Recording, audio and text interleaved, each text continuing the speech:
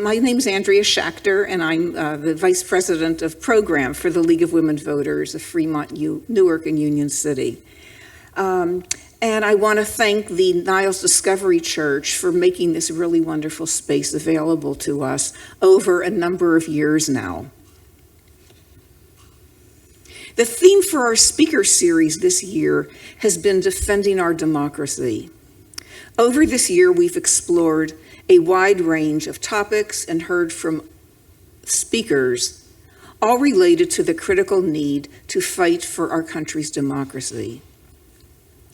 Today, we'll learn about a topic that has been front and center in the news, but which is generally not thought of as a threat to democracy, and that topic is anti-Semitism. We will learn more about anti-Semitism and realize that anti-Semitism indeed contributes to the breakdown of the democratic principles which we all hold dear. After the presentation, there will be plenty of time for questions, and Karen, our speaker, will ask for some questions during her presentation as well. But afterwards, there will be plenty of time for questions. Our speaker today is Karen Stiller. Karen is the senior director for Jewish affairs at the Jewish Community Relations Council of the Bay Area, where she leads a team addressing anti-Semitism and building recognition and understanding of Jewish identity. Karen is deeply committed to interfaith work and has been a volunteer and interfaith speaker for more than a decade. She's a resident of Fremont, and she currently serves as the chair for the Fremont Human Relations Commission. A native of Buffalo, New York, where I understand it gets very cold. And that's why people move to California. Karen moved to the Bay Area in 2000, where she worked at an agency or for an organization that I never heard of, and it sounds interesting, Preventive Defense Project at Stanford University's Center for International Security and Cooperation. That's a mouthful. I have no idea what that is, but maybe you can say something about that. She started her professional career in social work and nonprofit management, and she managed a program for formerly homeless families. Karen holds a BA in psychology and a Master of Science in social administration. So please welcome Karen Stiller. Good morning, everyone. Thank you so much for being here. Thank you so much for the League of Women Voters for both inviting me and being interested to talk about this topic. I think you're right. A lot of people don't recognize the connection between anti-Semitism and threats to our democracy, so we're going to be talking about that quite a bit today, but we need to advance our slides. There we go. Can you guys hear me okay? Yes. Okay, put it up a little bit higher. Okay, so I've given a version of this presentation that you're going to see today to a variety of different settings, to educators, to law enforcement companies, interfaith partners, and others. And I'm going to be covering a significant amount of material, so I apologize in advance for that, but there will be opportunity to engage, and I hope to hear your thoughts and perspectives. And I also hope everybody had some coffee or tea so you can stay awake. And I'll stop a couple times for clarifying questions along the way, and then we'll have time for more discussion at the end as well. So, please, save those questions to those pause points, like if something doesn't make sense or you want a point clarified. So what are we here to talk about today? So our objectives are, I'm sorry, and if I do this a bunch of times, it's because I'm trying to advance my notes without advancing the slides. Okay, so our objectives are first to provide historical context to better understand Jewish identities and the various forms of anti-Semitism, to offer practical tools for identifying anti-Semitism in today's world, and then how to apply them in real scenarios.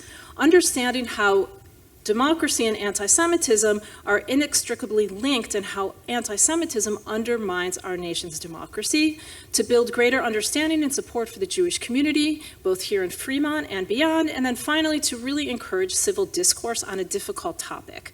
And, we want to offer some language and some knowledge for you to be able to talk about this, because it can be very challenging, it can be very polarizing. So I'm looking forward to a meaningful conversation. Okay, just a quick word about program norms, because it's an emotional topic, especially in this current moment. And I'm not here to talk about what's happening currently, the conflicts in the Middle East, although we will talk about the impact of these conflicts on our local community. Instead, we're going to be hearing about anti-Semitism and about Jewish identity. And, we really want to make sure that we're creating a climate of civil discourse, of respect, and also just open inquiry, right? Like, if you don't know, ask, and it's okay, like, if you have a difference of opinion. I just want to emphasize that. And just one final note, which is some of what you may see or hear may be disturbing, and so if you need a moment, please feel free to, stand up, take a deep breath, walk out, etc. So let's get started. Okay, so I just wanted to start actually with just a question for you all. Because we're going to be talking a lot about this, and I'm just curious, like, what are some stereotypes, either positive or negative stereotypes, that you have heard about Jews?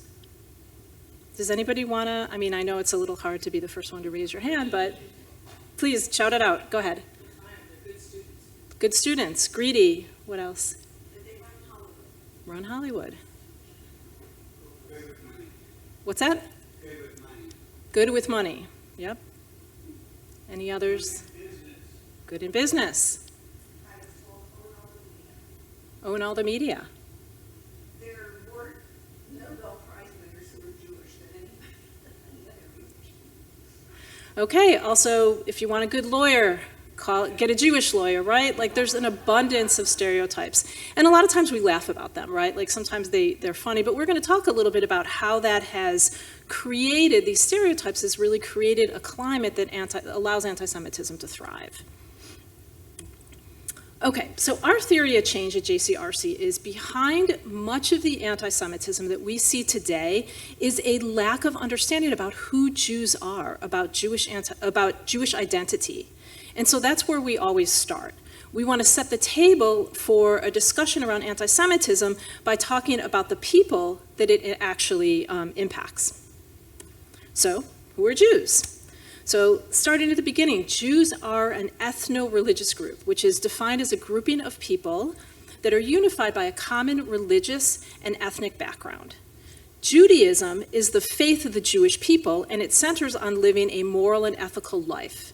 At its core, Judaism introduced the concept to the world of ethical monotheism, the belief in one God who cares about humanity and calls on people to live morally upright lives. Individuals can also convert to Judaism, so you can be part of the Jewish family either by your descent or your lineage, by your family's background, so somebody can be adopted into the Jewish people, or by converting to Judaism.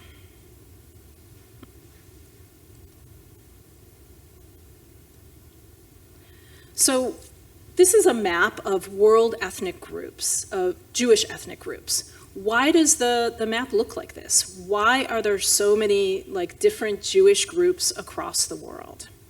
Well, I have another set of maps. You're not going to be able to see it very clearly, but I'm going to go through it very briefly, and it kind of tells the story. Because the Jewish story is a story of, yeah, that's really small, I apologize. The Jewish story is a story of diaspora. So Jews trace their lineage back to the Hebrew Bible's patriarch Abraham. And the Hebrew Bible is called the Old Testament by Christians. The English term Jew comes from the biblical Hebrew word Yehudi, meaning from the kingdom of Judah, which was located in ancient Israel. Now, over time, that word went through a gradual process of transformation, and now it basically means a term indicating ethnic origin rather than people from a particular kingdom. But it gives you an idea of where this comes from. And when we talk about Jewish identity today, it's really important to understand how it was shaped over time.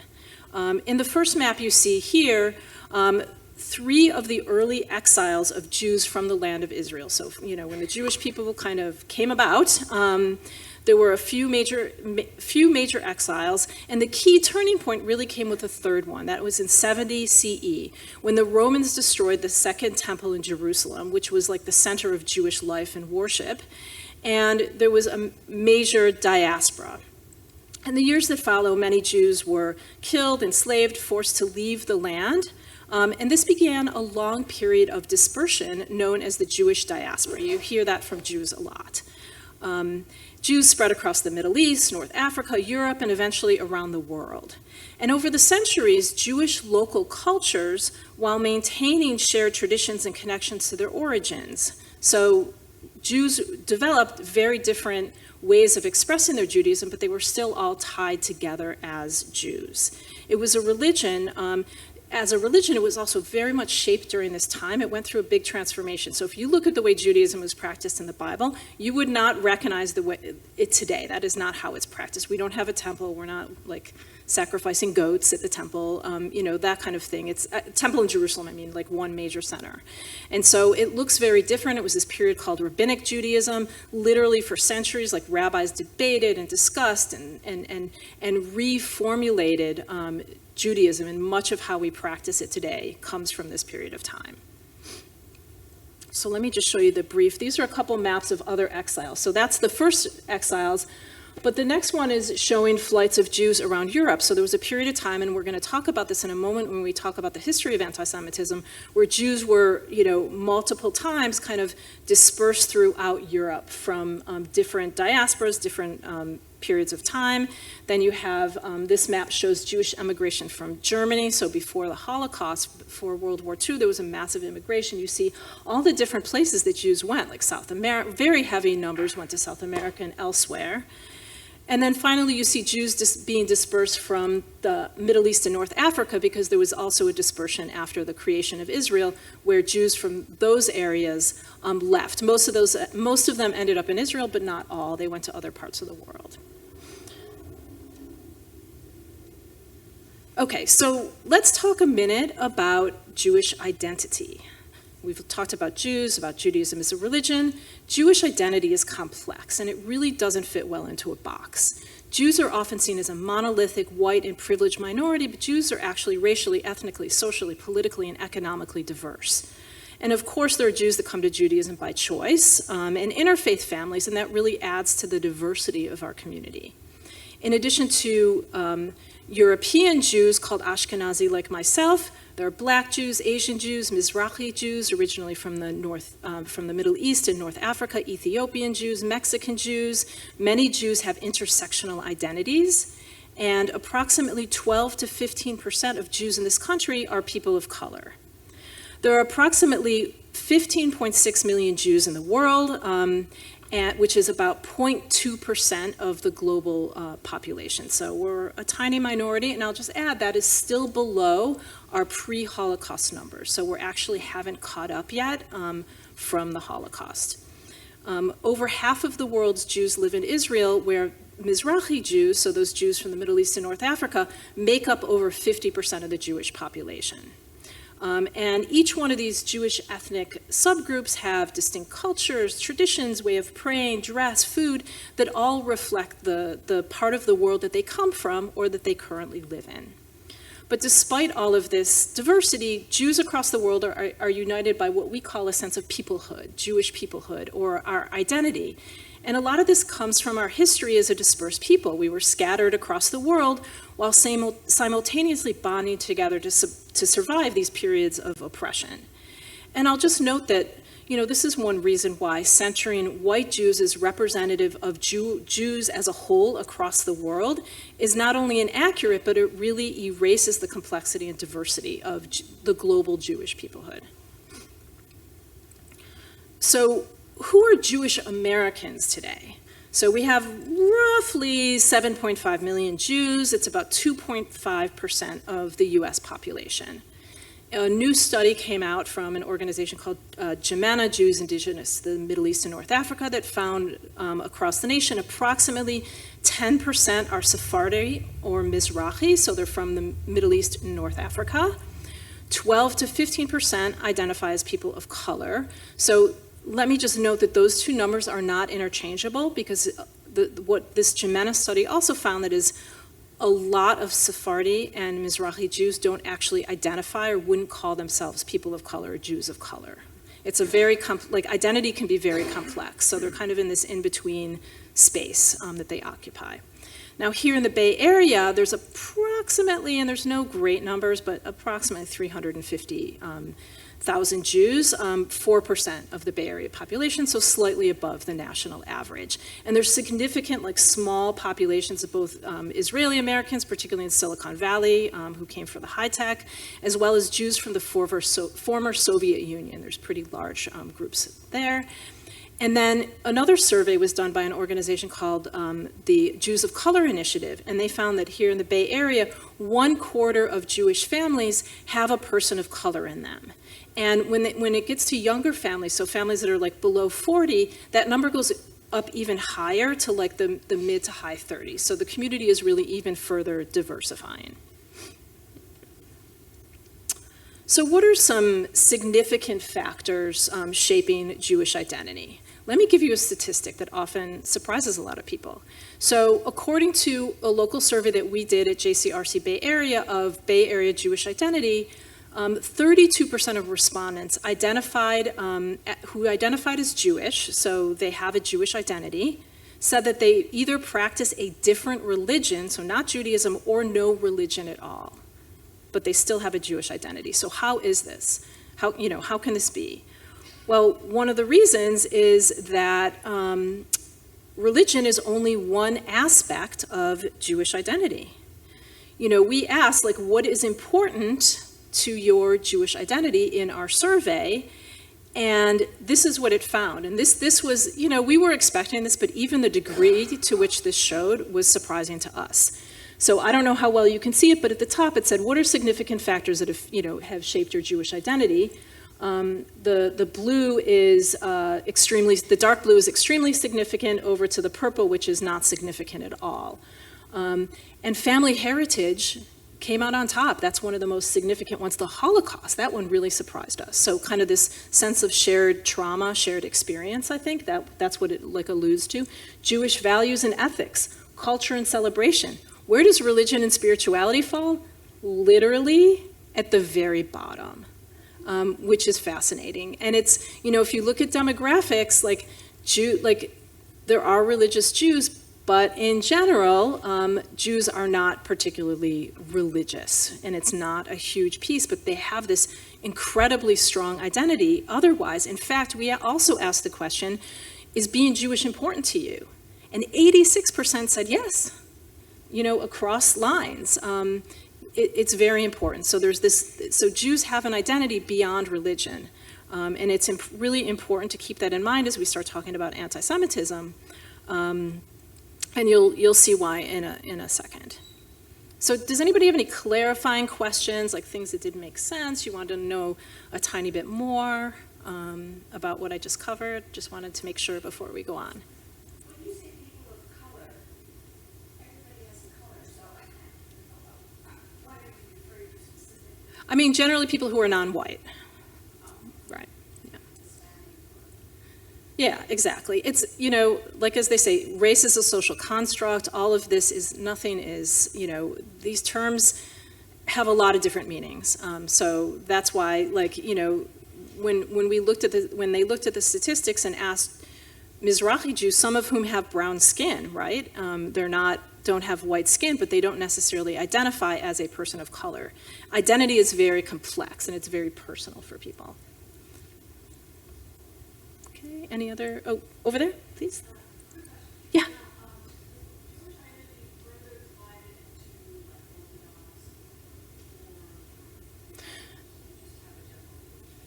Sure, so Jewish religious identity, yes. So if you're a practicing Jew, or somebody who says, my religion is Judaism, it can rate, there are different streams or sects of Judaism, Orthodox being the most traditional, you have conservative, Reform, which is more liberal, Reconstructionist. There's about 4 to 5 major streams of Judaism, but you also have secular Jews, like people that'll say, I'm just secular. And a lot, by the way, that doesn't mean you don't practice any or do any Jewish traditions, because holidays are very much still a lot of Jews who are not religious at all. They may not even believe in God, right? But they still will have a Passover Seder. They'll still light candles for Hanukkah. It's become part of our cultural traditions as well. So it's, you know, it's complicated. Thank you for the question.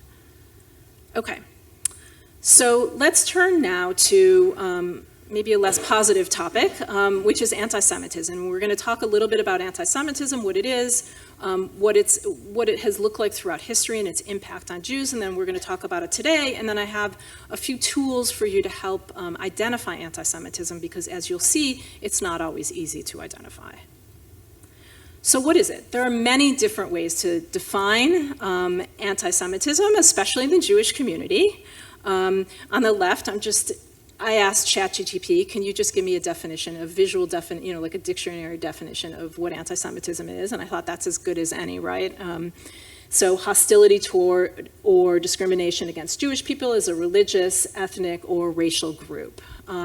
So really, you know, that's a perfectly usable definition, but what I want to do today is go beyond definitions and talk about description, helping build out what anti-Semitism looks like, because it's complex. And so just having a simple definition isn't really going to illuminate that for you. It's very important to really understand the nuances, because there's no one size fits all.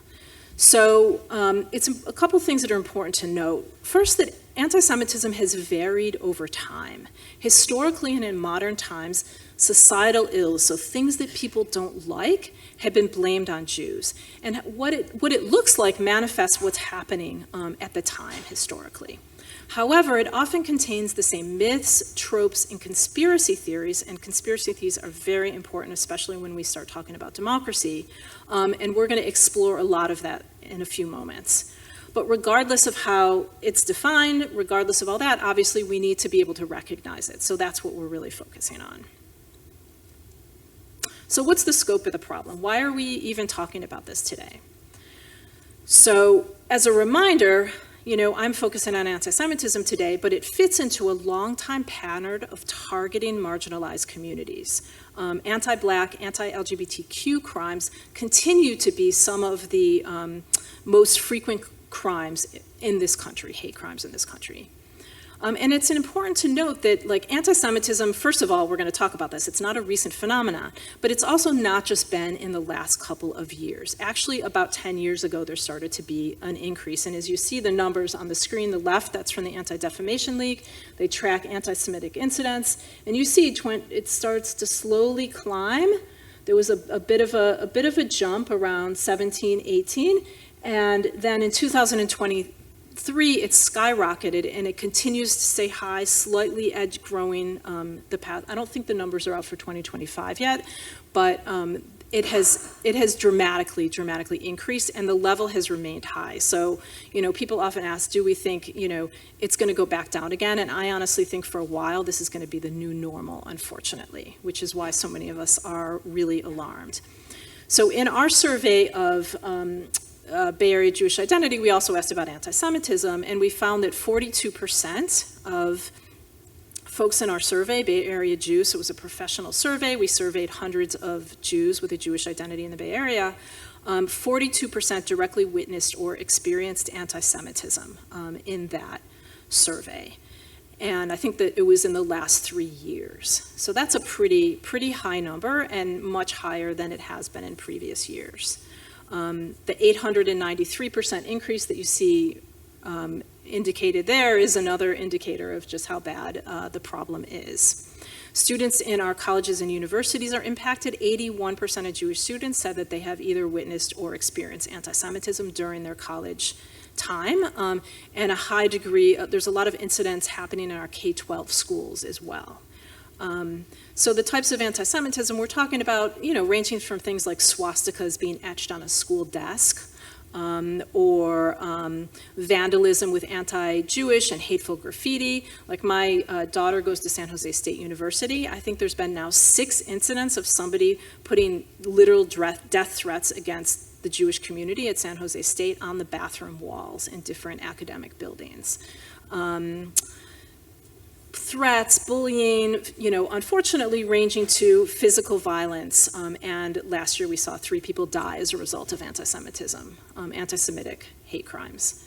And this is really only a fraction of what we're seeing because not everything is reported. In fact, we know like only about a quarter of incidents are actually reported. And then there's other things like subtle acts like microaggressions that kind of happen on a daily basis. So we're seeing anti-Semitism impact more segments of our community more broadly than ever before. You know, if you would have asked me 5-10 years ago, like you ask people in a room, you know, a room of people from the Jewish community, have you personally been impacted by anti-Semitism? And not, you know, there would have definitely been some hands raised, but now you'll see a majority of hands raised. So the problem really is growing. And I'll just make one other point on that, or actually two other points. One is that, I don't know, those of you that opened your voter guide for the governor's race, did any of you actually read the candidate statements? Okay, so go in there and look somewhat in the back. There's a candidate statement. I don't remember the guy's name, and I don't frankly want to repeat it. But yeah, he's with an organization called the Goyim Defense League, which is a white supremacist, and he literally has a screed in there about Jews. So his candidate statement, so in every and every one of your mailboxes, you got an anti-Semitic screed in your officially voted voter guide mailed out to you. So that's kind of a symbol to me of like just how pervasive this problem is and how normalized it's becoming, because there it is in your voter guide. The other thing I just want to mention is there's another measure of the problem, which is implicit attitudes. And so the statistics you see there, these are measures around the Anti-Defamation League has been doing these for years. And there's been a huge jump in how many people believe like the myths, the tropes, the stereotypes about Jews over the last number of years. You see from 2019, it was 61% believed one or more anti-Jewish trope. And now it's 85%, so much more widespread. And a more disturbing number, and this number is really indicative of somebody that actually holds deeply ingrained anti-Semitic kind of views. They may not even be aware of it, but they're there. 24% of Americans believe 6 or more anti-Jewish tropes. Like you could write off 1 or 2, you know, but 6, that's really an indication there's a problem. We also asked in our survey, do you feel like people are making assumptions about you because you're Jewish? And 63% said yes. So Jews are kind of feeling that people are, you know, stereotyping them. So what's the impact on the Jewish community of anti-Semitism? So as I mentioned, it feels pervasive, and Jews are feeling less welcome in their communities, including in spaces that they were before and, you know, were part of, and they're feeling less safe. In fact, 55% in our survey said that they felt less safe than they did the year before in their day-to-day lives. Jewish organizations and businesses are increasing security. In my building, we've always had, since there was an attack on the Jewish Federation in Seattle, we've had security, metal detectors, and bulletproof glass to be able to get in the building. Now we have to use a key card to even enter the elevator. So like, you know, in the last couple of years, they've even upped what we had, which was very, very tight security already. There's been some serious negative mental health impacts. So a recent study came out of UC Davis that found that there were increased rates of mental health symptoms, 35% greater increase in depressive symptoms, and a 45% increase in anxiety symptoms. So this was a survey of California Jewish families. So it's really impacting people's mental health, and it's you know, getting to that level of it being a crisis that people are talking about and trying to figure out what to do about it. And then finally, like, Jews are making life changes. So in our survey, we also asked, have you made any major life changes? And I think the number was 17% had made a major life change, such as moving, changing jobs, or switching their kids from one school to another because of anti-Semitism. So it's had a serious impact. A lot of Jews will say they've lost friends, you know, they've like changed their routines in their lives, and they're doing things a little different. Some are also hiding their Jewish identity, like feeling afraid in certain circumstances. So if they're wearing a Jewish star, maybe tucking it under their shirt. Religious men, or anybody who's religious, but particularly religious men that wear Jewish religious garb, so like a kippah on their head and other things, are at greater risk in some parts of our country for violence, like physical attacks, particularly you see like in New York City, but it's also happened in LA and elsewhere, because they're identifiably Jewish. So it's been for years, Jews have taken a baseball hat and popped it over their yarmulke, their kippah, when walking around Europe. And you're seeing some people do that in certain parts as well. And I'll just add, there's a variety in the Jewish community. Other people are leaning into their Jewish identity, right? Like it's actually brought a lot of Jews out, and a lot more Jews are wearing their Jewish star and proudly out there because that they feel is the appropriate reaction. But there is no, different Jews react differently to the circumstances. So it really depends. And the connection to Israel is another big thing because that is such a focus, and particularly in more liberal parts of the country, some Jews are hiding any kind of connection because they feel really vulnerable when they talk about it. And particularly as obviously Israeli Americans. Okay. So what's behind this? Why is there this rise? It kind of feels like a perfect storm. So there are many reasons. The first is the political and social environment. So when violence flares up in the Middle East, we often see a rise in anti-Semitism worldwide. This usually happens. And there have now been, at this point, protracted and multiple conflicts in the Middle East. So there's been this sustained period, which is kind of why you see it sustained, I think, one of the reasons, but it's not the only reason. There's also political rhetoric. Jews are often used as what we call a political football, and blamed for various political outcomes. My candidate lost, it's the fault of the Jews. That candidate won, it's the fault of the Jews. And it's sometimes conveniently weaponized against your political opponent on either side of the aisle. So that creates another condition for anti-Semitism to thrive. The rise in conspiracy theories, and this one is really huge. So somebody who believes in conspiracy theories, it's positively correlated. So it's seen as a predictor of also holding anti-Semitic attitudes. So the two tend to go hand in hand. And so what are we seeing right now in this country? A huge rise in conspiracy theories. It's kind of everywhere. So it makes sense that there's also this large rise in anti-Semitism. There's also increasingly inflammatory, dehumanizing, violent rhetoric out there. Polarization is an all-time high, and this kind of language and framing is really becoming normalized. As I mentioned, that voter guide, the fact that that appeared in our mailboxes shows that something is broken. And then finally, as I mentioned before, one of our theories of change, which is there's a real lack of knowledge about Jewish identity. We saw that in how many people believe myths and tropes about Jews, all of the stereotypes out there. And this leads to an inability to recognize anti-Semitism.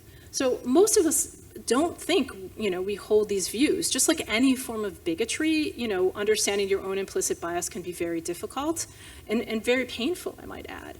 But it's out there and it's been baked into our culture for a very, very long time. And, as we'll talk about in a moment about anti-Semitism and democracy, what often starts with Jews doesn't end with just Jews. So it's a sign of a bigger problem in our country. So the sign you see here, this is from the 1900s in Maryland. Didn't happen in a vacuum. What does it say? It says, Beverly Beach Club, Gentiles only. Gentiles means somebody who's not Jewish. And in the small print, so it's kind of hard to see, but it says it's strictly limited to, now I'm having trouble, Gentiles of Northern European ancestry, which is obviously code for white people. It also says positively no dogs allowed. So this was a pretty typical thing, and we're going to talk about this in a moment, but this sign it was a pretty typical sign that you would see during certain periods of time in our country, because anti-Semitism is not a new phenomenon. It's called one of the world's oldest or longest hates for a reason. It started 2,000 years ago. So I'm going to walk you through the different forms and how it's changed over time. I promise it's a brief history lesson, because it really sets the stage for what we're seeing today. So there are three major forms of anti-Semitism Jews have faced historically: religious, political, and racial. And the main takeaway is that Jews are not targeted just for how they pray, but for who they are. But the first kind of anti-Semitism, the earliest form, you can see on this is a kind of a very, very rough timeline of Jewish history. I just wanted a visual for folks to be able to kind of put this in a timeline in their mind. So this was around couple hundred years BCE, and it was religious, like it was based on religion. It was, Jews were targeted for literally for how they prayed, and their beliefs, their practices, etc.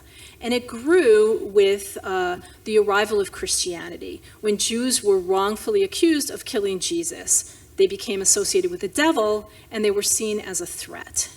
In the Middle Ages, anti-Semitism became institutionalized, and it spread throughout Europe, and there were laws, anti-Jewish laws that were on the books that said that Jews had to live in certain areas that were called ghettos, they couldn't hold certain jobs, they couldn't hold land.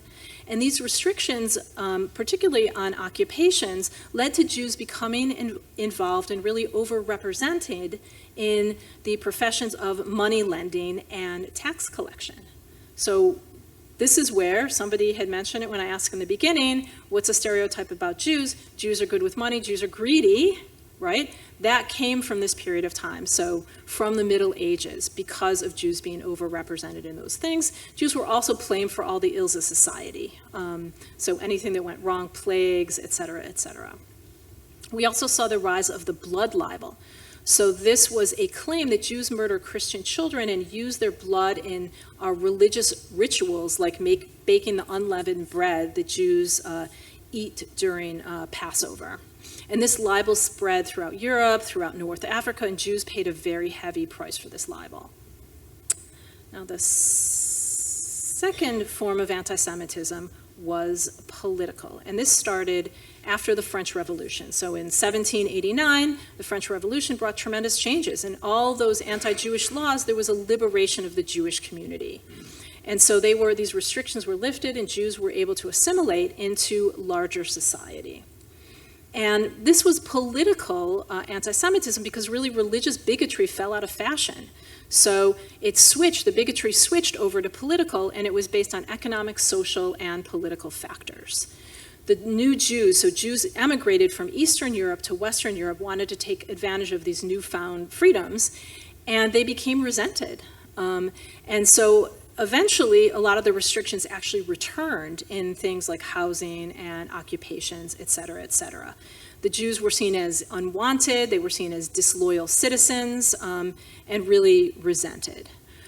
In Russia, it was in the late 1800s, an infamous document called the Protocols of the Elders of Zion was forged. So this was a forgery, but it contained supposed minutes of the World Jewish Conspiracy. Yes, that's where the world, kind of the lingo, the World Jewish Conspiracy came from, they were going to take over the world, basically. It was supposedly a meeting of all these elders and like a transcribed minutes of these meetings. And that book continues to be sold today, and it's had a profound impact on how people have seen Jews over the last century plus.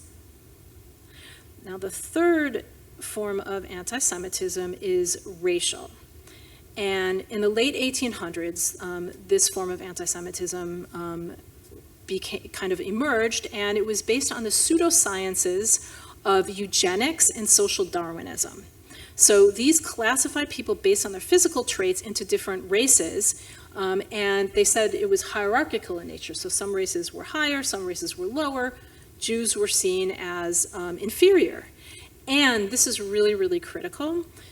It said that because these traits were passed down in our genes, like literally in who you were, what your bodies had in them, Jews could no longer escape anti-Semitism by converting to Christianity. So it really became an inescapable thing, and this really paved the way for the Holocaust. This was really the theoretical basis of the Holocaust. And it's kind of scary because, eugenics were considered pretty widely legitimate at the time, including in the U.S., and it was widely used across the world. Now, anti-Semitism, I'll just note, I focused a lot on Europe, but it wasn't just a European problem. Really, anywhere Jews live, and honestly, even in some places they don't live, there has been anti-Semitism. So I'll just, the Soviet Union is one I think it's really important to note. So after an initial period of disavowing anti-Semitism, a lot of kind of the early folks involved in the communist revolution were actually Jewish. They disavowed anti-Semitism. They actually supported the creation of the State of Israel, but something changed, and then it basically flipped the script on Jews, and anti-Semitism became state-sponsored within the Soviet Union. It really became systemic. There were restrictions on Jewish religion and culture, forcing Jews to denounce Israel, and widespread propaganda. So the word anti-Zionism, that concept, actually became a really consistent theme, particularly in propaganda. And it was really, it was targeting Jews as like bourgeois, nationalists, and cosmopolitans, kind of all of these negative terms.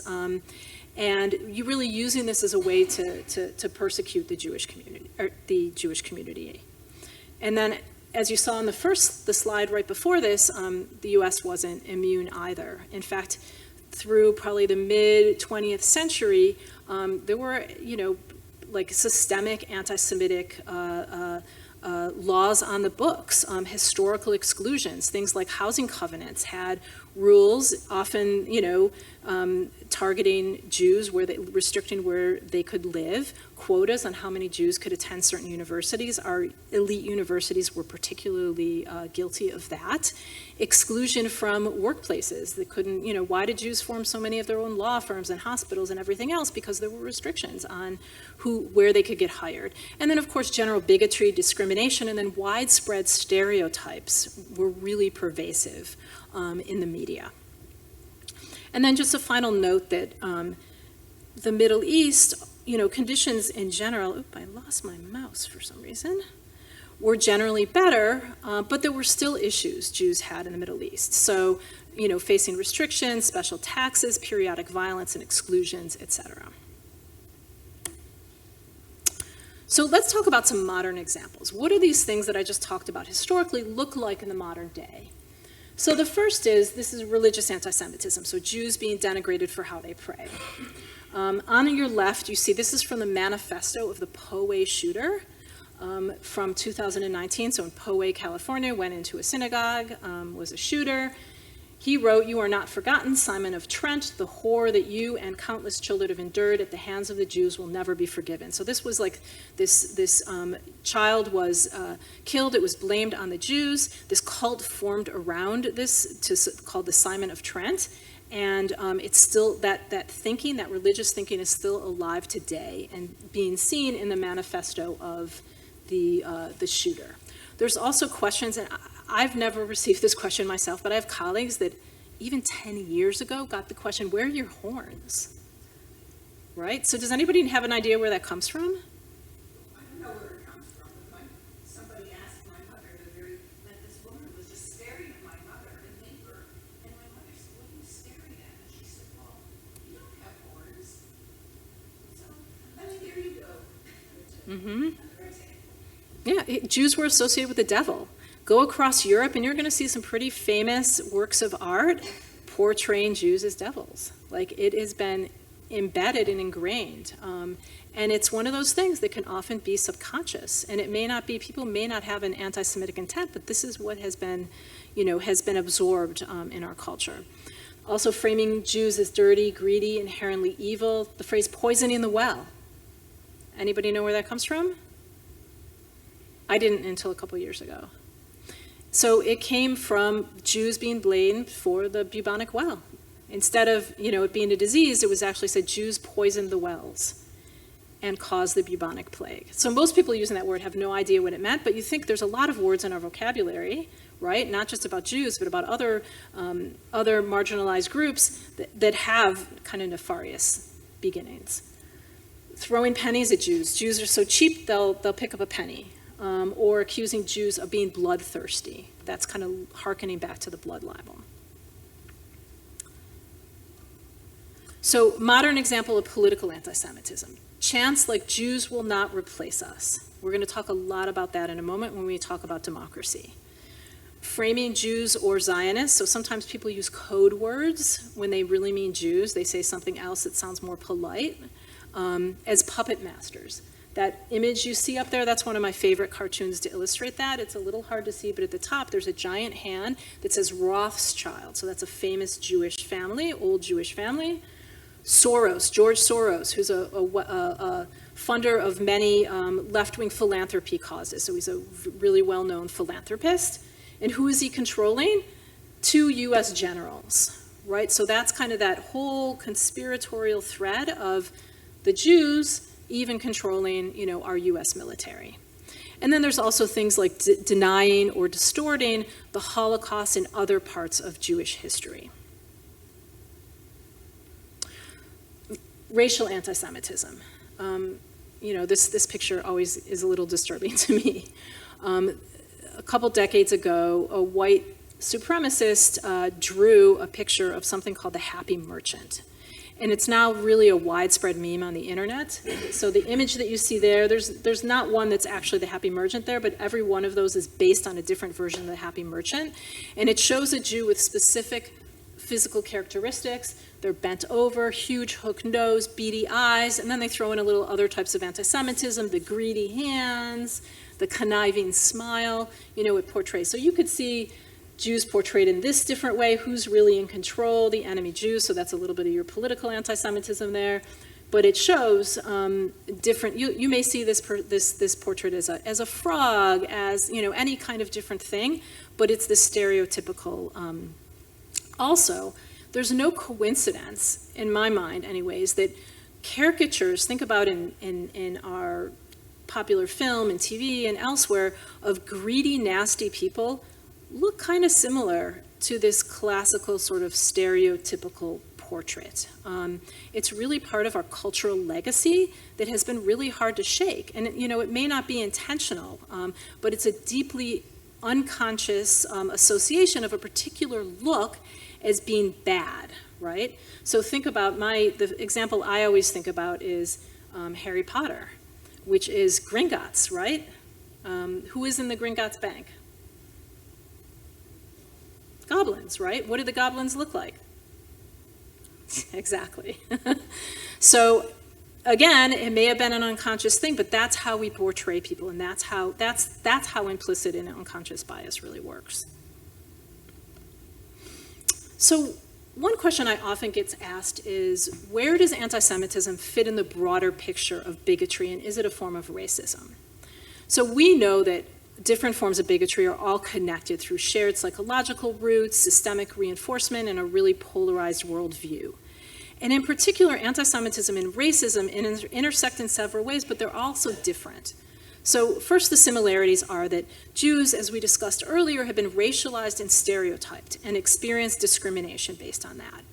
Of course, this racialization is negative for both groups, and both groups have had a problematic impact from it.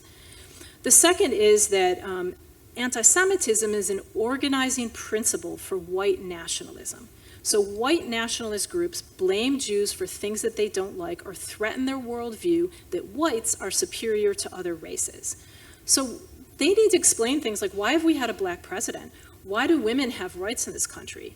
And why have gender rules changed? Why are LGBTQ people getting, these are all things that they think shouldn't be possible because whites are superior, so they need to find somebody to blame it on. And Jews serve as a really convenient scapegoat. I'd encourage you to read, there's a national civil rights expert, Eric Ward, and he talks about how contemporary anti-Semitism doesn't just enable racism, it also is racism, for in the white nationalist imaginary, Jews are a race, the race, that presents an existential threat to whiteness. But anti-Semitism, in addition to being similar, also differs in some key ways. So first is that it changes and it morphs over time, as we've seen in the different forms of anti-Semitism. The second is the prevalence of conspiracy theory. So it really is, at its heart, conspiratorial in nature.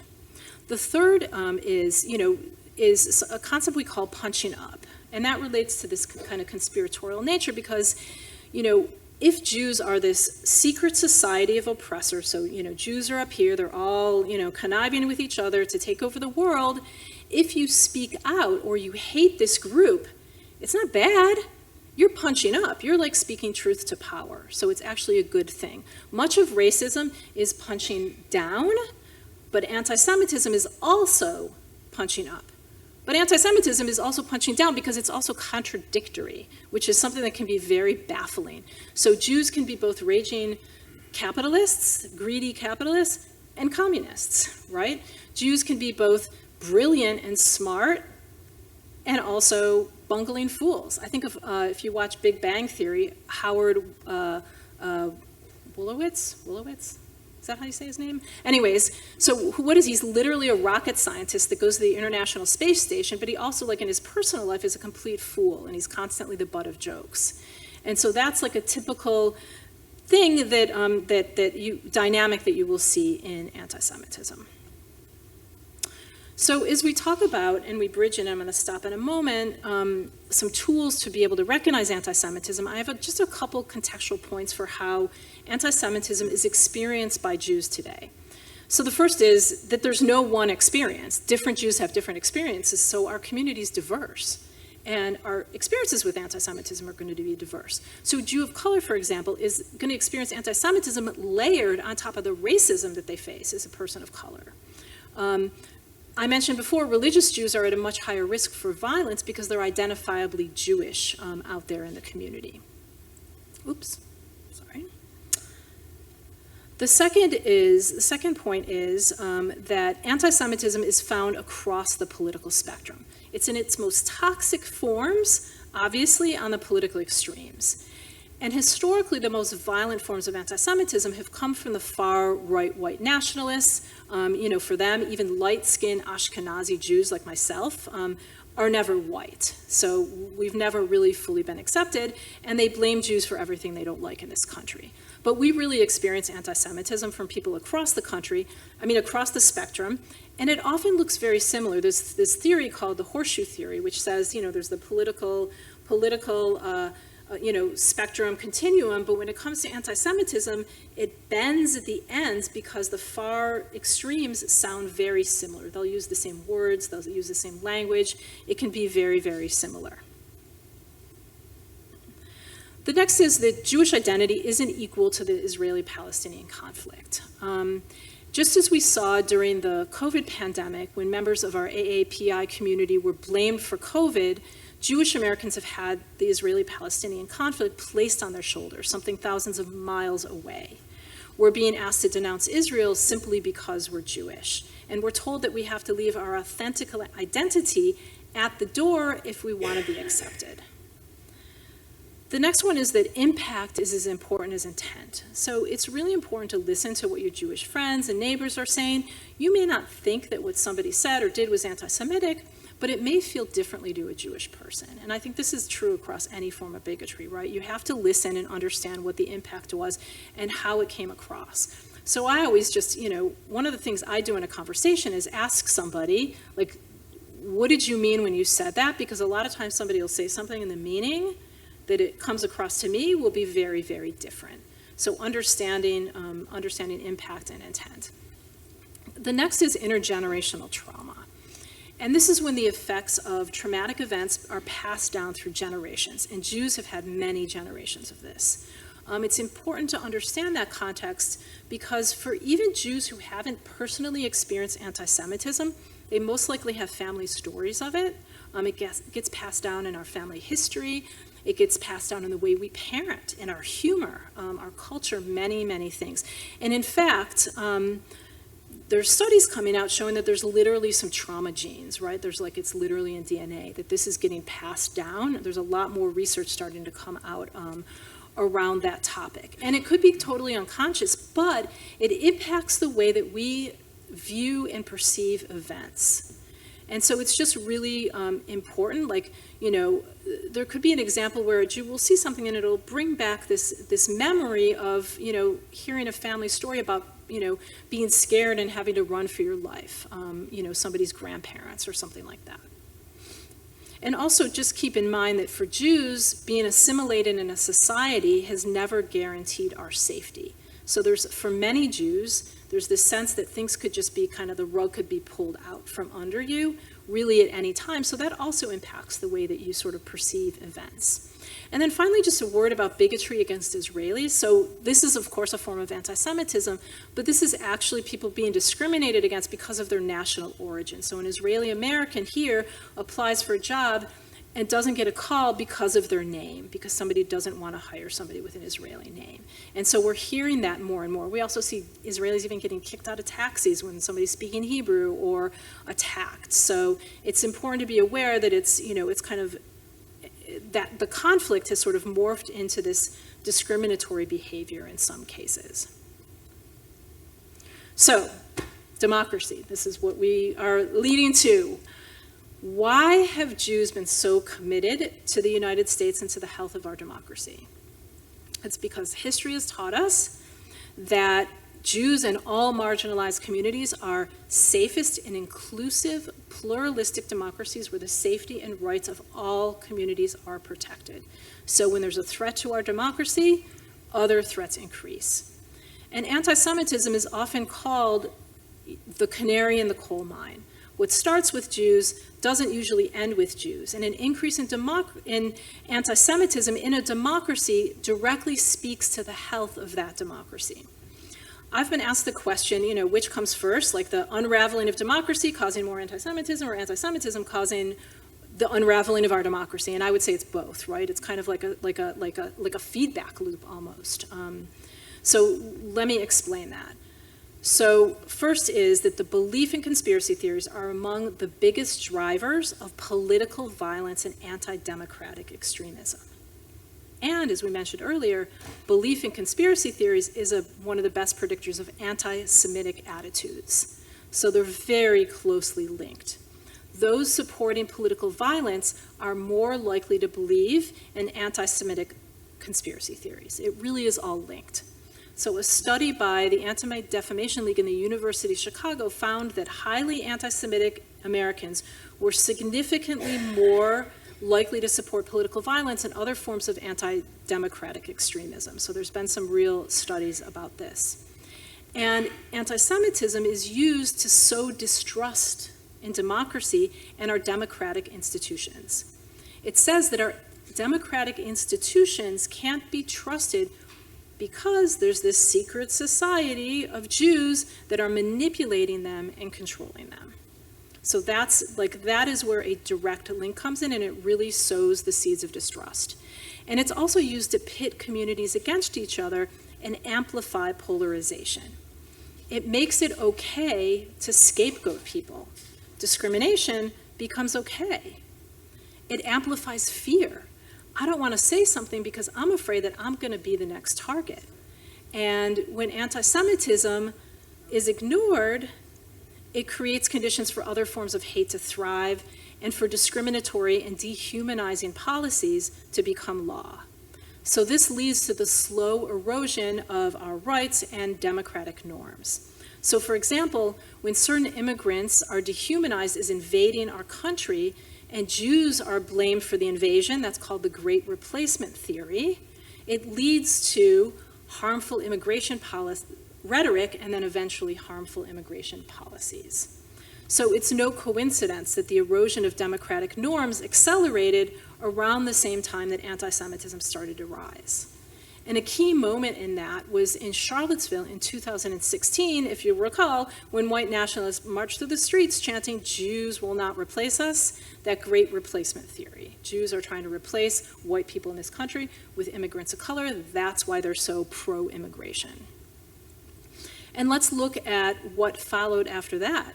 The targeting of immigrants in El Paso, Texas, Black Americans in Buffalo, New York, the Muslim community in Christchurch, and the Jewish community in Pittsburgh and Poway.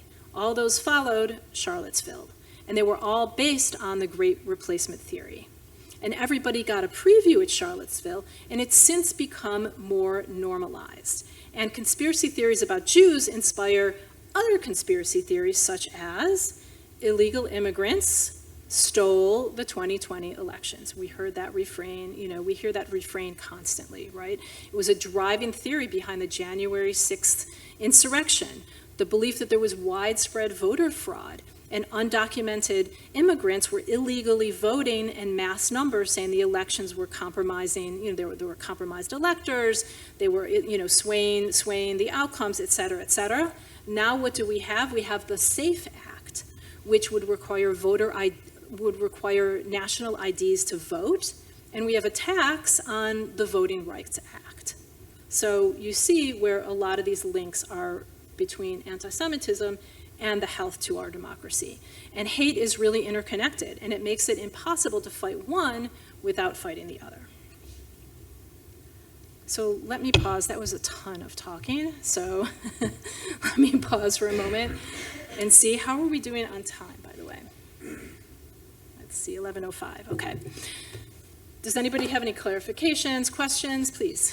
And just going back to this voter pamphlet, you said that there was a gentleman, I don't know his name, that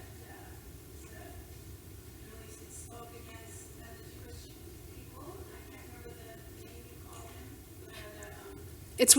He's with the Goyim Defense League, and I think there's some other organization that put it in there. That's a very good question. We have a question into the Secretary of State asking. Yeah, it's, I would think that, there is on one hand, it's complicated because it's freedom of, this is, I think, a literal freedom of speech issue. On the other hand, how, amplifying and institutionalizing things like that, there should be some kind of rules around it, so. Is there another question? Hello, thank you so much for the presentation. It's certainly so clear that so much of hate is so interrelated. As a Muslim, I remember I think there were at least some positive association with Jewish folks. What I remember is that every Muslim was a terrorist, is what the kind of trope that would immediately come up. Mm-hmm. And we're noticing the same kind of rise in anti-Muslim hate in the last few years. And I wonder if it's because it's being additionally fueled by the social media and the access and the more, people going down the rabbit holes with more and more conspiracy theories. And you're so right. I mean, people who are more visible in their practice, like the Sikhs who wear the turbans. I mean, there was a Sikh man who was killed after 9/11 because people are, I guess the only word that comes to mind is ignorant. Yep. Or women who wear the headscarf. So. No, absolutely. Yeah. Everything you said is 100% right. And I think there's got to be a way to work together on these issues because,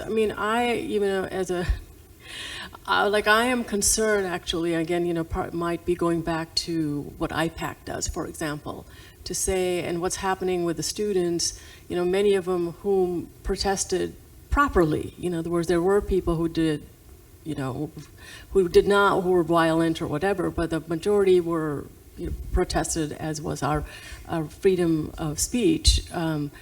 But yet, there you see, at least they're all being deported because of having spoken out. And I think my concern is they're going to use anti-Semitism as an excuse, and ultimately it will impact one of our most basic freedoms as a democratic society. I mean, like I said in the beginning, anti-Semitism, like anything, can be weaponized, and it has been weaponized. But we also have to be really careful that we don't use its weaponization, as an excuse not to actually address it. And so we have to be careful not to swing that pendulum one way or another. But thank you. Any other questions before we? Right here. Please. I have 2 points to make. One is to really support what you're saying in terms of how these theories, these stereotypes can be used to drum up hatred. I went to Argentina in the early 80s during the military dictatorship there specifically to investigate what we had been hearing about the rise of anti-Semitism there. Mm-hmm.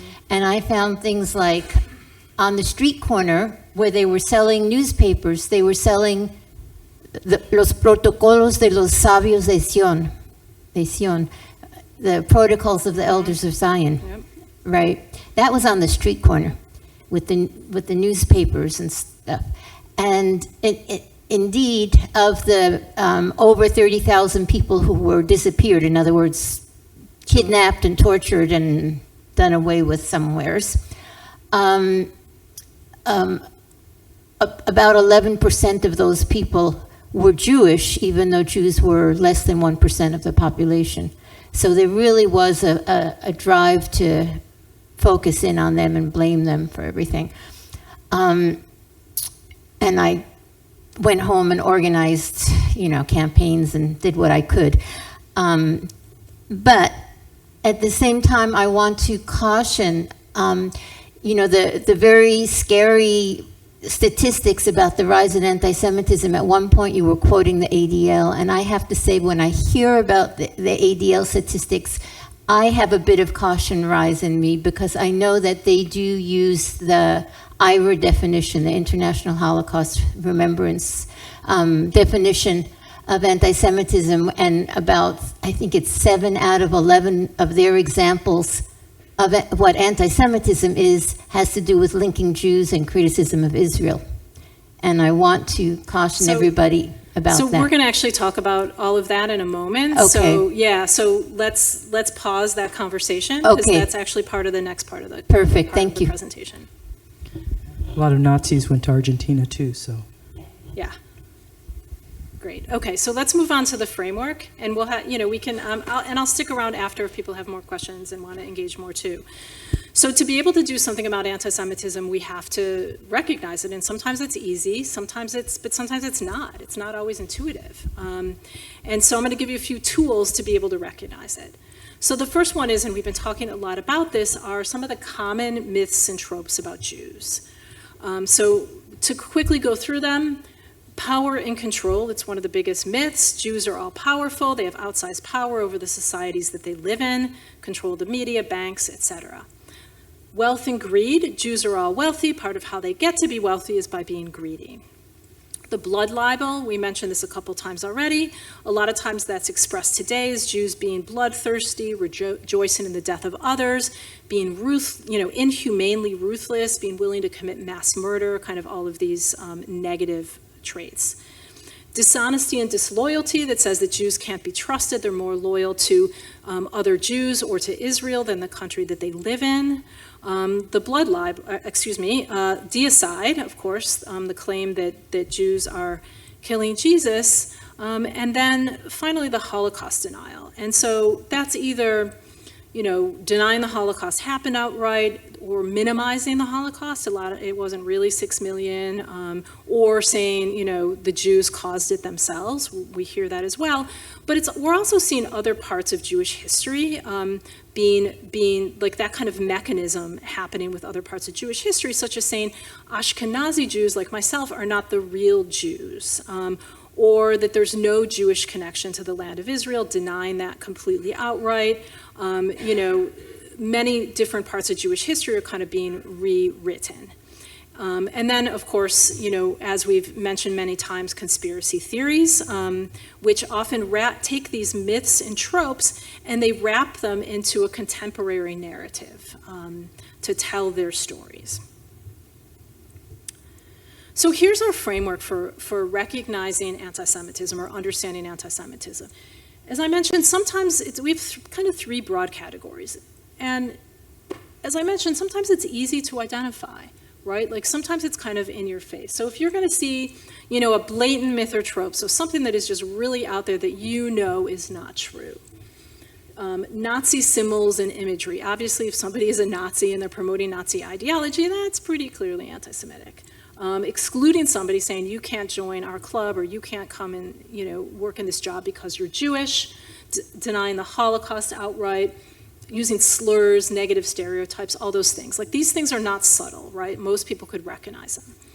But then there's a whole other category that's harder to identify. And a lot of times that involves political issues. And we're going to talk about this in a second, where criticism of Israel crosses the line into anti-Semitism. And that's where people really struggle with it.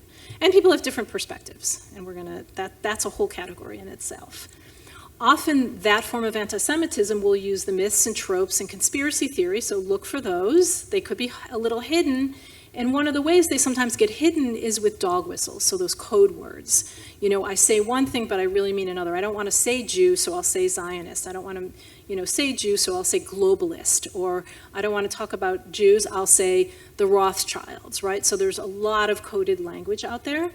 There's also things like microaggressions that happen in everyday life that people have trouble identifying. And then positive stereotypes. Actually, positive stereotypes are, can actually have a negative impact. We think, people think, well, Jews are successful. They have a ton of Nobel Prizes, all of these other things. But the problem is that can be weaponized against Jews, because what we hear is, it's this theory that Jews are so successful in this country, either they can't possibly experience bigotry, or if they do, they can take care of it themselves. And so it's kind of dismissed. So the impact of that can be harmful. And then there's a whole third category, and that's what we call don't know or disagree. And often, again, this is about the conflict in the Middle East or other political issues. And it may contain loaded language. So some of those, kind of key terms that people say out there use in the conflict, things like apartheid and genocide and, all of those things that you hear. But like other forms of anti-Semitism, trying to figure out whether it is anti-Semitic, you need to look for those myths and the tropes, the conspiracy theories, right? And different Jews have different views. Like, you're going to talk to two Jews and you're going to get 3 opinions is how the joke goes, right? And so it's really important to talk to a variety of people to understand different perspectives, and to not always look to somebody who agrees with your perspective. You want to get a balance and really try to understand it. But there is robust disagreement even within the Jewish community, particularly within the Jewish community, about some things and whether or not they're anti-Semitic. So this is what I wanted to go through a little bit more. So, which is, and this is the question I always get, like, how do I tell the difference? How do I criticize Israel, et cetera, without being anti-Semitic? So to be perfectly clear, criticism of Israel is not inherently anti-Semitic, even harsh criticism. But there are times that it can cross the line. And so I have a list of things on your screen that I want you to consider. This is what criticism of Israel looks like. It criticizes policies and actions of the government officials. It doesn't use a broad brush. It doesn't generalize. It doesn't say all Jews or all Israelis, right? It's like, it's being specific. It doesn't use stereotypes, as we've talked a lot about, or tropes, or comparing Jews to Nazis. It doesn't use code words such as Zionist or Israel when the person means Jew, right? So, that's a sure sign if somebody's using that coded language. It doesn't describe Israel as uniquely bad or evil, and uniquely is the key here, that it's somehow inherently different with outsized power. It criticizes Israel in a way that's consummate with any other type of criticism. It doesn't use litmus tests about Jews, treating them differently or holding them responsible for Israel's actions. And then finally, it doesn't celebrate harm to Jews or harming, Israelis or calling for their elimination. So it's not, fueling violence. It's not promoting or celebrating violence. So that's kind of the where we see it is, and you can very harshly criticize Israel without it slipping into anti-Semitism, and hopefully this gives a little bit of and I'm happy to go. I actually have. Let's see what our time is. I have a few examples. Yeah, we have enough time to kind of go through this and talk a little bit about it. So here's one example I just want to show you. So it says, State of Israel is terrorizing its neighbors and the whole world since 1948. All right, State of Israel is terrorizing its neighbors since 48. Okay, I mean, I'm sure that's a view that a lot of people who are their neighbors, that is a perspective that they had. But to me, where it crosses the line is when you say the whole world since 1948. So since it started to be a country, tiny country, small population, Jews, 0.2% of the global population. Israelis are half of that, so 0.1%.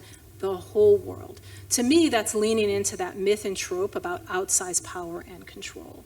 And that's where it kind of slips the line from just criticizing into more of an anti-Semitic attitude or belief. Actually, we're going to skip that because I want to go to the exercise that I have. Usually, I do this with like people doing a Menti, or actually, we started doing these presentations mostly online during COVID, and so with Zoom polling. So I know sometimes people are shy to kind of raise their hand.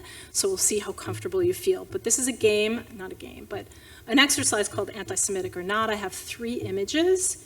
And we're going to look at them and say, do you think this image is anti-Semitic or not? And then talk a little bit about why you think it is or why you think it isn't. So the first one, this says a world without, and that's, okay, would be like a world without. So thoughts, anti-Semitic? Yes. Yeah, so this is a great example of that first category, right? Easy to identify. That's the happy merchant, by the way. So that's like the famous drawing you see all over the internet that gets in different forms. And then would be like a world without rats and cockroaches. So Jews are often compared to rats and cockroaches. That's like one of those, really negative slurs about Jews. So, that's pretty blatant. Like most people are going to see it and go, oh yeah, that's anti-Semitic. This one is a little tougher. So this is an old cartoon. From a while ago. There was a bill in Congress, JCRC 426. The U.S. condemns Palestinian violence, supports Israel, et cetera, et cetera. Basically, it kind of encapsulates bills that were going on in Congress during that period of time. And we'll just take a look at the image and see. This was a pretty well-known cartoon.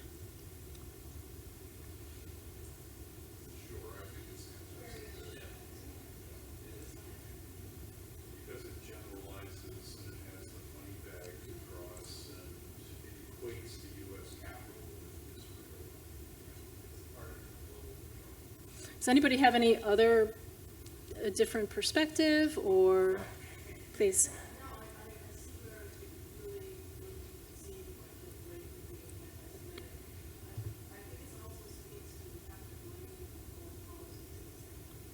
Mm-hmm.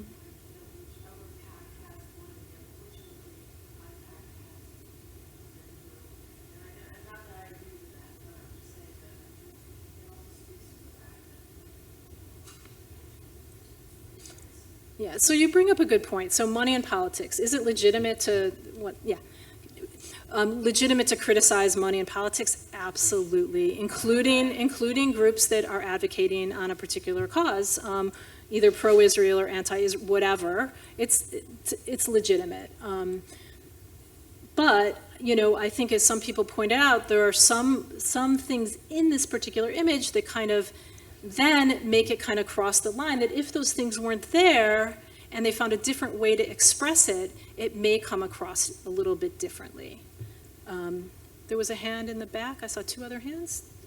I was going to say, right, this cartoon is about, it looks to be like a specific political issue, right? A very specific bill that clearly relates, right, to Israel. That was the content of the bill. Mm-hmm. And so some of these signs are the flag of the nation of Israel. I think it makes sense to include, right? It's not necessarily an attack on Jewish people. It's about the state of Israel, which is in the content of the bill that Congress is considering, as well as those that make the money and politics point. So I see why, right, perhaps why some of these symbols were included to make a political point about a very specific issue. Yeah, and so I think, so for that, I think what they could have done, and I think it's legit to criticize, again, to criticize Israel, to criticize the money and politics, all of that, to talk about opposing the bill. I think what they could have done to make it a little different and have it come across a little different was maybe not put the flag on top. And also a couple of the other things, like the money bags. Like money bags, like you can make that same criticism, but the money bags have a particular association with greed, with Jews, like that imagery, and also the barbed wire brings up a little bit of Holocaust imagery. So whether it was intentional or not, which is a good question, maybe it wasn't all intentional. The image, right, that comes across to many people. Also, the capital is a bagel. It's hard to kind of see, but it's actually a bagel. So there are these like subtle things that kind of in our mind, but they're, you know, when I do like the polling, it's usually split like 60-40. Like 60% people who think that it's anti-Semitic, 40% think that it's not anti-Semitic, including, you know, in Jewish audience as well. So this is one of those things that are both an example of where sometimes, in our opinion, it can be coded. Like some of this stuff is a little bit, you have to look for the symbols that cross the line, but also sometimes there is a little bit of disagreement around whether or not some people will see this as anti-Semitic or not. In occupied territory, yeah. Yeah, that's another one. So there are all these little things that feel coded to me.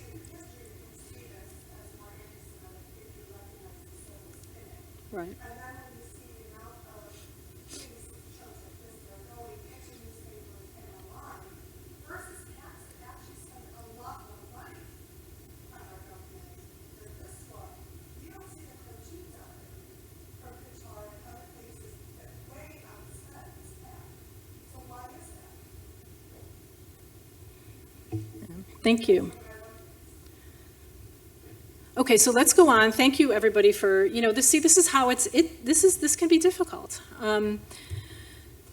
So this cartoon, well, it's not a cartoon, it's a meme. What do folks think?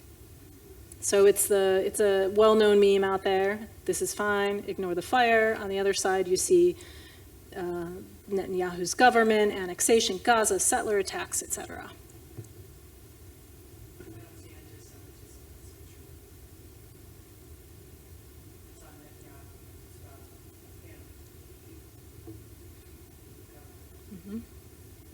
Other thoughts? Think this is anti-Semitic or not? Does anybody feel differently? Think that it may be anti-Semitic? Yeah, I mean, to me, this is kind of an example of criticism of Israel without being anti-Semitic. I don't see any myths. I don't see any tropes. It's criticizing specific policies. It's blaming Netanyahu's government. Yeah, it's like this is a good. Now these are obviously very, you know, specific examples. A lot of times in the real world, it's not going to be so clear, but I did want to provide a couple on the bookends, clear example, and then one kind of in between where you can have a robust discussion around it. And it's important to think about it, to discuss with each other, and understand. So the last section I have is around addressing anti-Semitism and how to foster inclusion. So what can you do personally about this? So first of all, reflect on your experiences, know where you have biases, make assumptions. We all have bias, but it's important to make a commitment and to understand where we do and where we need to learn more. And to address it. It takes a commitment. It's not easy. All studies show that overcoming bias and overcoming implicit bias in particular is very difficult. But we can do it and we can work toward it. Ask questions and clarify meanings. That is so important. I have a slide specifically on that coming up. But a lot of times people are talking past each other, and that's where a lot of conflict comes into play and disagreements. And it's really important to understand. Seeking out Jewish stories and narratives, get to know who Jews are, understand their stories, understand their narratives, get different perspectives. Reach out to your Jewish neighbors and colleagues. You know, ask them how they're doing. Go visit a synagogue. You know, attend a Jewish event. You know, ways to engage with the community to really understand the community. But also, like, when things are going on, just asking, like, how are you doing? Like, you don't have to have any answers. You don't have to have a particular political perspective, but kind of acknowledging humanity, that somebody could be suffering or struggling, can be really, really important. Obviously, speaking up and speak out, we can't take care of anti-Semitism ourselves. We need everybody to be able to do their part, right? And make an impact in your own community. I have a lot more impact on people that trust me and know me than people who don't. And so calling it out on your own side of the political aisle is so critical. It's really easy to blame the guy on the other side of the political aisle, or woman, or whoever, because they have a different view. It's easy. But when it's somebody that you align with on so many things and somebody in your circle, there's a lot more fear associated with calling that out, but it's also more impactful. And more important, I'm not going to be impactful calling it out with somebody I have no political affiliation with, but I will with somebody I do have political affiliation with. So that's really, really critical. So just a quick word, when you're having interactions, you're talking about the Israeli-Palestinian conflict. When do interactions cross the line into bigotry? And I'm looking at bigotry, both kinds of bigotry, Islamophobia, anti-Semitism, bigotry against both peoples. These discussions take place on a daily basis, and they can be both rewarding and challenging. But sometimes they can go away from disagreements or criticism and go into bigotry. So how can you be aware of that happening? So first of all, when it targets a group as a monolith or uses a broad brush. So for example, if you're saying all Israelis or all Palestinians are violent, that's crossing a line. When it invalidates Israeli or Palestinian identity, such as saying there's no such thing as a Palestinian, or saying that Israeli Jews should go back to Europe, right? Those things are phrases that are crossing the line. When it assumes hidden allegiances or dual loyalty, such as saying, who's paying you to have those views? So that's an assumption that somebody doesn't genuinely hold their perspective. When it silences or punishes expressions of Palestinian or Israeli identity, such as microaggressions or excluding somebody from an activity because they're Israeli or Palestinian. When it questions a person's right to grieve, express their humanity, or celebrates harm to them, such as mocking expressions of fear for the Israeli hostages in Gaza, or grief over the civilian death toll and suffering in Gaza, or celebrating when innocent people die. All of those things, move beyond a political discourse and are keys that, maybe we're, kind of treading into a territory that's actually bigoted, and we should be really careful about that. And then finally, and then I have one final, just a quick exercise, which is building common language. So I've mentioned this a lot. Division is really, and polarization is really exacerbated by a lack of shared understanding about language.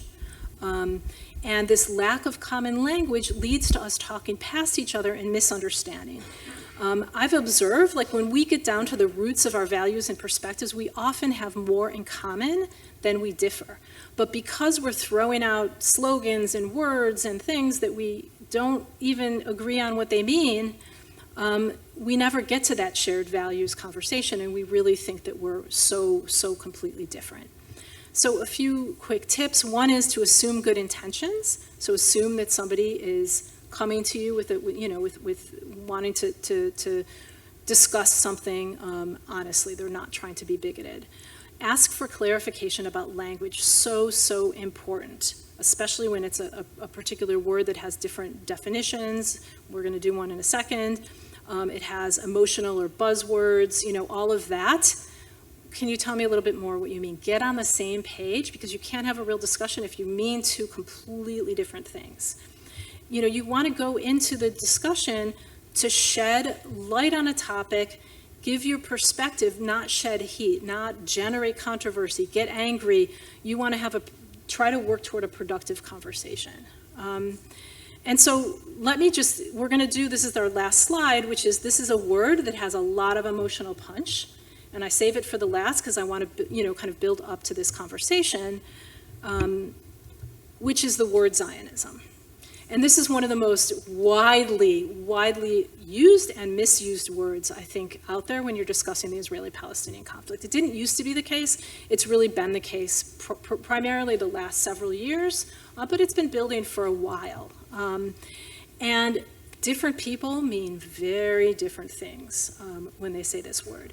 I did an exercise with a group of college student leaders, so leaders of their clubs. And I did a Menti, an online thing, and I said, okay, define Zionism for me. And it was completely different. So some of them were similar to what you see up there. That's from, I think, the Oxford Dictionary, a movement to reestablish and develop the Jewish nation and the land of Israel, et cetera, or it's the Jewish right to self-determination, or things like that. To the other side, that it's, a racist movement to kick Palestinians off their land. So if you're starting at those wildly different perspectives, you cannot have a productive conversation, and it will lead to assumptions about the other person that are probably wrong. So I can tell you, and I'd love to, get feedback and get thought about this. I'll tell you a little bit about when I use the word, what I mean by it. So first of all, there's different historical forms and different definitions out there. When early Zionists back in the 1800s and late 1800s, early 1900s had this aspiration of creating a Jewish homeland.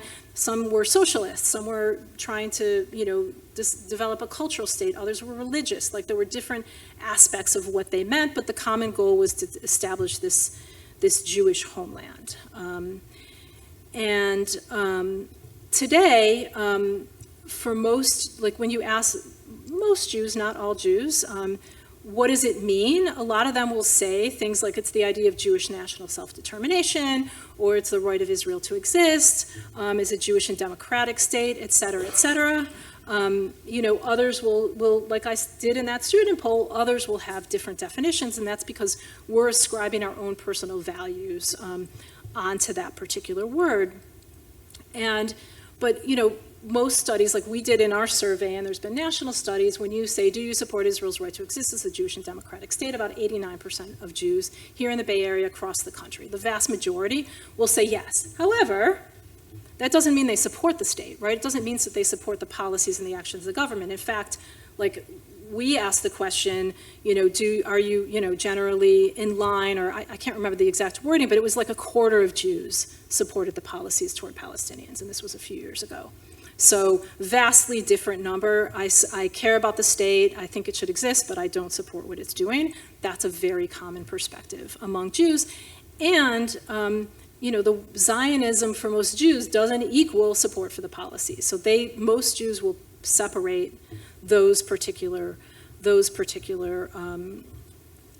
two things. And for many Jews, belief, including myself, belief in a Jewish homeland goes hand in hand with belief in Palestinian self-determination. So my Zionism doesn't preclude Palestinian rights. It includes Palestinian rights. And, belief in two peoples, hopefully in a two-state solution someday, sharing the land is really what my Zionism and what many Jews' Zionism really, really is. But we often hear Zionism really used as a pejorative term. It's kind of taken on that meaning to mean something similar to racism. And for a lot of Jews, if I have my perspective of what it means to me, and it's used as a pejorative, as something really bad, that can be very deeply painful. And so you got to clarify, what do you mean? Because if I mean just Zionism, my feeling, my identity, and my gut with connection, but somebody means the policies and what Israel's doing and actions, you're saying two very different words. So it's really, really important to clarify that.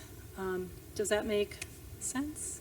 So I'd love to, that was my last slide, and I don't know where we are time-wise, because I don't have, we're a little bit over. Yeah.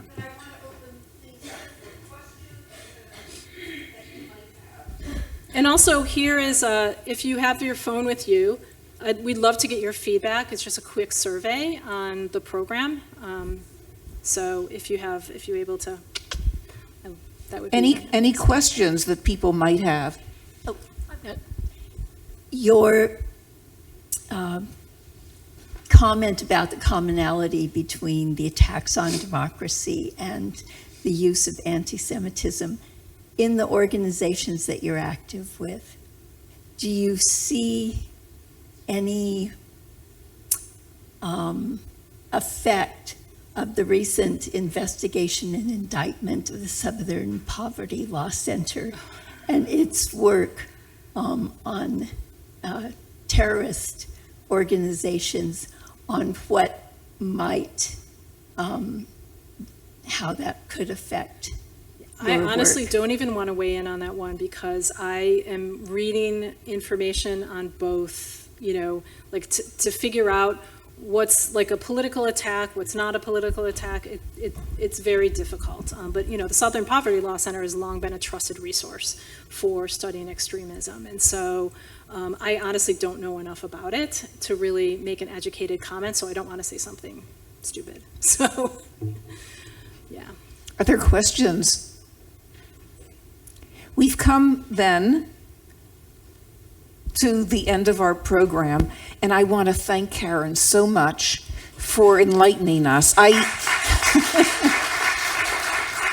I've learned a whole lot. As a Jewish woman, I've learned so much that I didn't know at all, and I really appreciate it. Thank you very much. Thank you all for participating.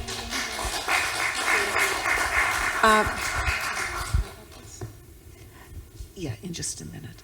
And so I do want to tell you about a couple of things that are coming up with the League. You'll need to look at our website, which is this, lwvfnuc.org, or take a picture of the QR code. We have a lot of candidate forums coming up. Some of them are going to, and this is for the June 2nd primary. A lot of them will be on Zoom, and you have to register for it from our website. So please look at our website if you want to attend a candidate forum. And we also have Julie, who wants to make an announcement. Hi, I just wanted to invite you all to attend an event that we're hosting on Friday.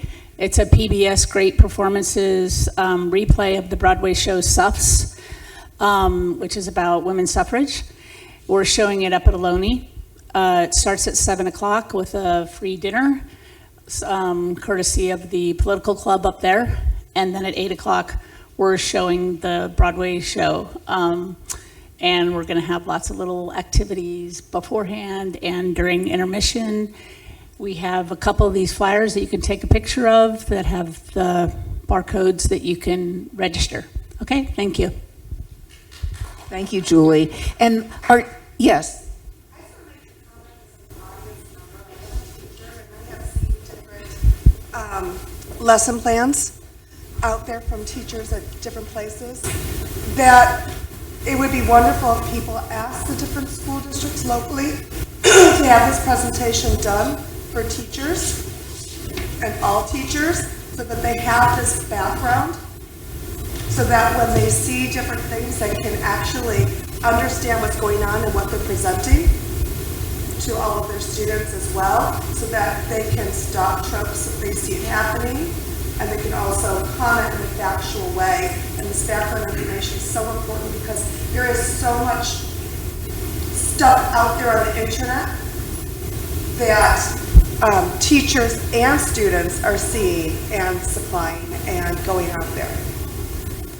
I appreciate that comment. I'll just mention that we have an education, K-12 education team at JCRC, 2 former middle school teachers that do a version of this presentation specifically for teachers and administrators. So we would love, if anybody would like to bring them, I'm sure they'd be thrilled. So thank you.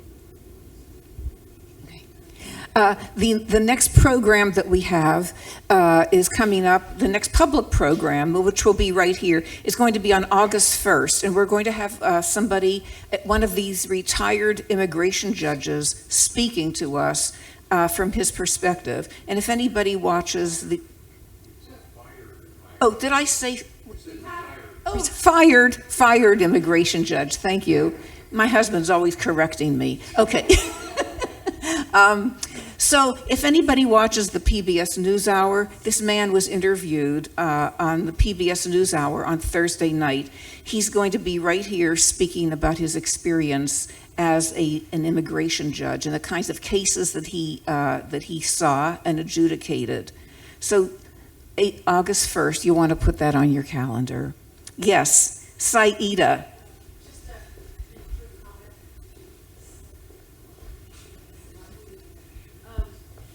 We are, I spoke to Andrea and a few other board members. the city of Fremont is planning on, or has, the city council has implemented a process to change the city from a, manager. Yes, general law to the charter city, and we're trying to see whether we can get a program for people to attend to find out more. Thank you all for coming. We really appreciate it. It's been a really great program.